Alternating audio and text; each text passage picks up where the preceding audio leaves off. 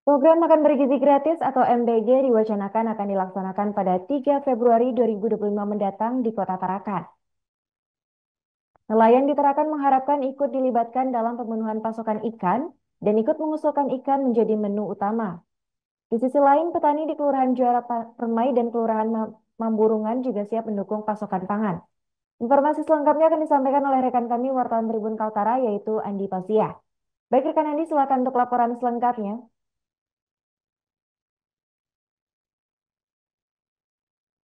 Ya, baik rekan, selamat siang Tribuners. Bersama saya Andi melaporkan dari Kota Tarakan, Provinsi Kalimantan Utara. Iya benar, program makan bergizi gratis diwacanakan akan dilaksanakan sekitar tanggal 3 Februari 2025 mendatang jika tak ada aral melintang dan jika tak ada lagi jadwal diundur. Adapun dalam hal ini wacana tersebut disampaikan oleh PJ Wali Kota Tarakan Dr. Bustan.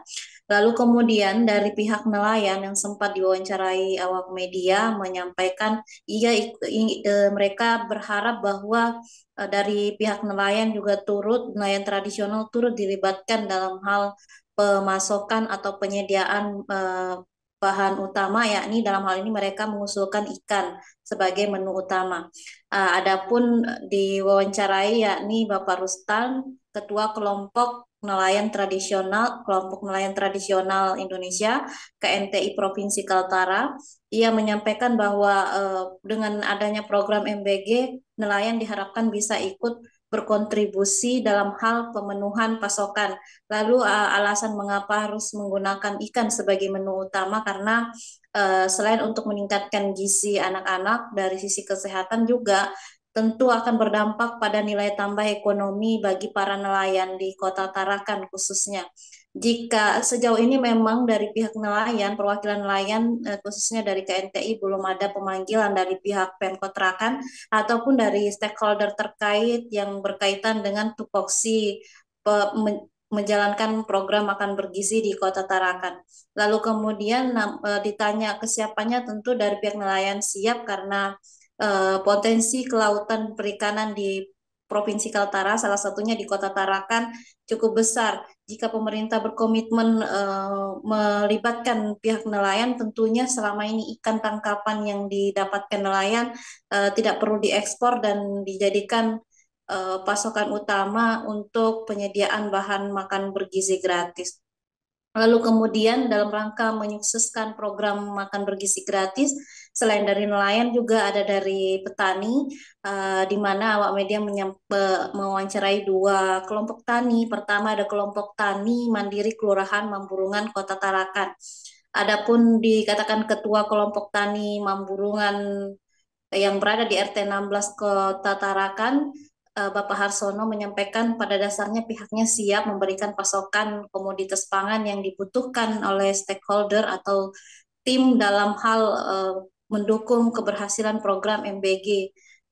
Dalam hal ini pihaknya juga sudah dilibatkan dan dipanggil baik dari Dinas Pertanian dan dari Dinas Perikanan karena mengingat kelompok tani yang dimiliki di Mamburungan sendiri juga bergabung kelompok nelayan yang ada di masyarakat yang ada di sana. Sehingga dalam hal komoditas pangan yang bisa disiapkan diantaranya ada beras, kemudian juga ada cabai, lalu ada aneka sayuran yang bisa dijual dengan standar harga pasar. Selain itu juga ada kelompok tani dan flora dan fauna mandiri di Kelurahan Juata Permai, ada Bapak Sri Darmawan sebagai ketua kelompok tani ikut menyampaikan dukungannya. Namun dalam hal ini memang pihaknya juga belum ada pemanggilan lebih detail atau pemanggilan lebih spesifik ataupun kerjasama yang melibatkan pihaknya dalam hal penyediaan pasokan MBG. Namun jika nanti diminta tentu pihaknya siap.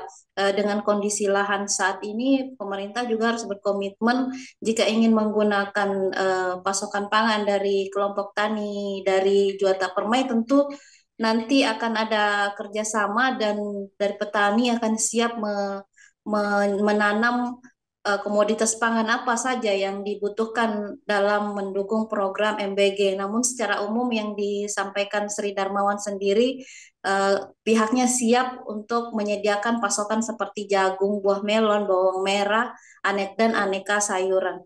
Ya demikian rekan, saya melaporkan dari Kota Tarakan, Provinsi Kalimantan Utara. Baik, terima kasih rekan Andi Pausia atas laporannya dan selamat lanjutkan aktivitas kembali. Tribuners, rekan kami juga melakukan sejumlah wawancara dengan pihak terkait. Berikut kami tampilkan.